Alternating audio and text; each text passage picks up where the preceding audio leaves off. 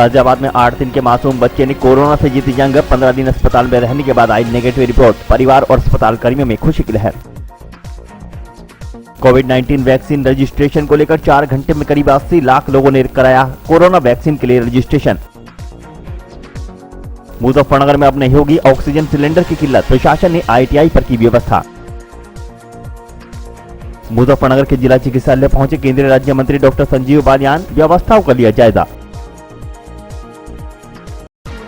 Corona vaccination के लिए बुधवार को सिर्फ 3 घंटे के दौरान ही करीब 80 लाख लोगों ने अपना रजिस्ट्रेशन कराया गया। शुरुआत में कोविन वेबसाइट में दिक्कत आने के बाद शाम करीब 4 बजे कोविन, आरोग्य सेतु और उमंग ऐप पर रजिस्ट्रेशन शुरू हुआ है। इसके बाद रात करीब 8 बजे तक कुल 79,65,720 लोगों ने वैक्सीन के लिए रजिस्ट्रेशन कराया। गौरतलब है कि 18 साल से ऊपर से भी लोग 1 मई से कोरोना वैक्सीन लगवा सकते हैं। इसके लिए आज यानी 28 मई से कोविन और अन्य ऐप के जरिए रजिस्ट्रेशन का पहला दिन है। गौरतलब है कि शनिवार यानी 1 मई से कोविड-19 के तीसरे चरण में सभी के लिए वैक्सीन की इजाजत दे दी गई है। जो भी लोग कोरोना वायरस की वैक्सीन लगवाना चाहते हैं वे www.cowin.gov.in पर जाकर रजिस्ट्रेशन करा सकते हैं। शाम के 4 बजे तक कोविन का सर्वर काम नहीं कर रहा था और इस पर सामने मैसेज आ रहा था कोविन सर्वर में कुछ कठिनाई आ रही थी, कृपया बाद में कोशिश करें। हालांकि कॉन्ट्रैक्ट ट्रेसिंग के लिए सरकार के ऐप आरोग्य सेतु ने ट्वीट करते हुए कहा कि कोविन पोर्टल काम कर रहा है। कुछ मामूली खामियां थी जिसे 4 बजे ठीक कर लिया गया। 18 साल से ऊपर के लोग रजिस्टर कर सकते हैं।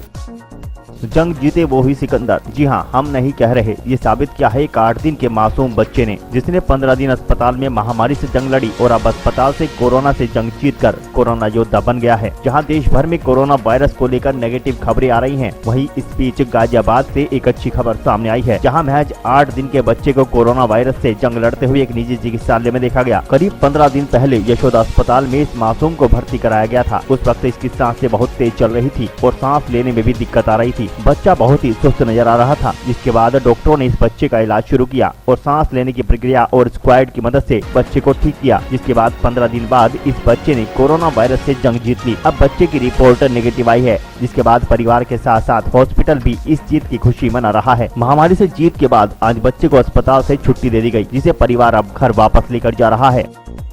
मुजफ्फरनगर में ऑक्सीजन सिलेंडर की मारामारी के बीच जिला प्रशासन के द्वारा बनाई गई व्यवस्था में मेरठ रोड स्थित ITI कॉलेज पर अब ऑक्सीजन का सिलेंडर मिलेगा। मुजफ्फरनगर में लगातार ऑक्सीजन सिलेंडर की मारामारी के चलते जिला प्रशासन के द्वारा समुचित व्यवस्था की गई है। जिला प्रशासन के देखरेख में अब लोगों को ऑक्सीजन सिलेंडर मेरठ रोड स्थित ITI कॉलेज पर मिलेंगे, जहाँ पर जिलाधिकारी सेल्वा कुमारी चे के निर्देश पर ड्रग इंस्पेक्टर लव कुश को नियुक्त किया गया है, जो कि अपनी देखरेख में जरूरतमंदों को ऑक्सीजन सिलेंडर की व्यवस्था कराएंगे, जिससे कि जनपद में किसी भी व्यक्ति की ऑक्सीजन के कारण मौत न हो सके। आपको बता दें कि मुजफ्फरनगर में लगातार आए दिन ऑक्सीजन की कमी के चलते लोगों की मौत हो रही थी, जिसको लेकर चारों तरफ ऑक्सीजन सिलेंडर को लेकर मारामारी हो रही थी। उसी को लेकर प्रशासन के द्वारा यह व्यवस्था की गई है।